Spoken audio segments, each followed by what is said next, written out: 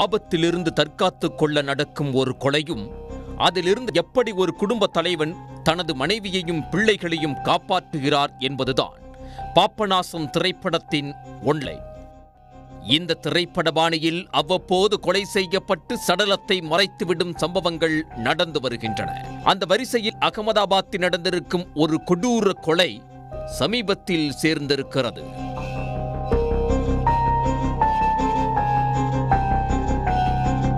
குஜராத் மாநிலம் அகமதாபாத்தில் உள்ளது ஃபதேவாடி கால்வாய் பகுதி. இங்கு வசித்து வந்த சமீர் அன்சாரி என்ற 35 வயது ஆண் ஒரு வருடமாக காணாமல் போய்விட்டதாக அகமதாபாத் குற்றப்பிரிவு போலீசாருக்கு தகவல் கிடைத்துள்ளது. போலீசார் முதற்கட்ட விசாரணையை தொடங்கி இருக்கிறார்கள். அதில் சமீர் அன்சாரிக்கு ரூபி என்ற மனைவி இருப்பது தெரிய வந்துள்ளது. உடனே போலீசார் ரூபியிடம் விசாரணை நடத்தி இருக்கிறார்கள். இருவரும் 5 வருடங்களாக காதலித்து ஒன்றாக வாழ்ந்து வந்த நிலையில் 3 வருடத்துக்கு முன்பு திருமணம் செய்து கொண்டனர். அதன் பிறகு ஒன்றாக தான் வசித்து வந்திருக்கிறார்கள். 1 வருடத்துக்கு முன்பு சமீர் அன்சாரி வேலைக்காக வெளிநாடு சென்றதாகவும், அதன் பிறகு அவரை பற்றிய எந்த தகவலும் இல்லை என்றும், அதோடு எப்படியும் சமீர் திரும்பி வந்து விடுவார் என்ற நம்பிக்கையில் இருந்ததால் காவல் நிலையத்தில் புகார் அளிக்கவில்லை என்றும் ரூபி போலீசாரிடம் கூறியிருந்தார். ஆனால் போலீசாருக்கு அவர் அளித்த வாக்குமூலத்தில் நம்பிக்கை இல்லை.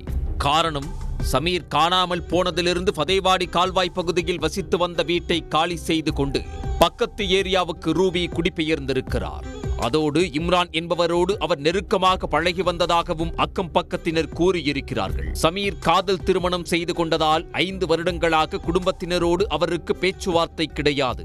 இதனால் யாரும் அவர் காணாமல் போனது குறித்து கவலைப்படவில்லை. அக்கம் பக்கத்தினர் அளித்த தகவலின் அடிப்படையில் போலீசார் இம்ரான் என்பவரை பிடித்து விசாரித்த போதுதான் சமீர் காணாமல் போகவில்லை, கொடூரமாக கொல்லப்பட்டிருக்கிறார் என்ற அதிர்ச்சி தகவல் வெளிச்சத்துக்கு வந்துள்ளது. இந்த பயங்கரத்தை முன்னின்று செய்தவர் சமீரின் மனைவி ரூபி. என்னதான் சமீர் ரூபியும் காதலித்து திருமணம் செய்து கொண்டாலும் அவர்களின் காதல் வாழ்க்கை சுமூகமாக இல்லை. கணவன் மனைவிக்குள் அடிக்கடி தகராறு நடந்து வந்துள்ளது. அதோடு ரூபி இம்ரானை காதலிக்கும் விஷயம் சமீருக்கு தெரிய வந்ததை அடுத்து அவர் கொதித்து போயிருக்கிறார். வழக்கமாக நடந்து வரும் சண்டையோடு இந்த காதல் விவகாரமும் சேர்ந்து கொள்ள சமீர் ரூபியை அடித்து துன்புறுத்த தொடங்கியிருக்கிறார். இதனால் ரூபி காதலனோடு சேர்ந்து கணவனின் கதையை தீர்த்து கட்ட முடிவு செய்திருக்கிறார். சம்பவத்தன்று இம்ரான் 2 நண்பர்களோடு ரூபியின் வீட்டுக்கு வந்துள்ளார்.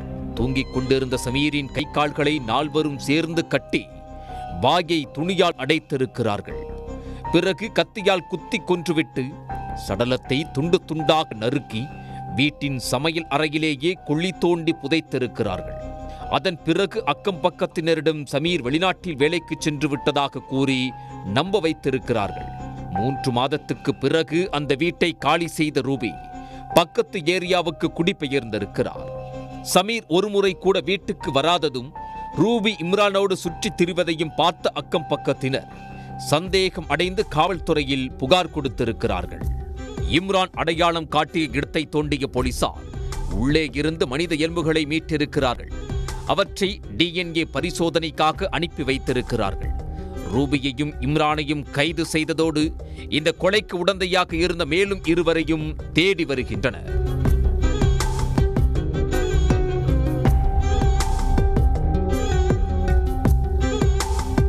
உடனுக்குடன் செய்திகளை தெரிந்து கொள்ள சன் நியூஸ் பெல் ஐகானை கிளிக் பண்ணுங்க.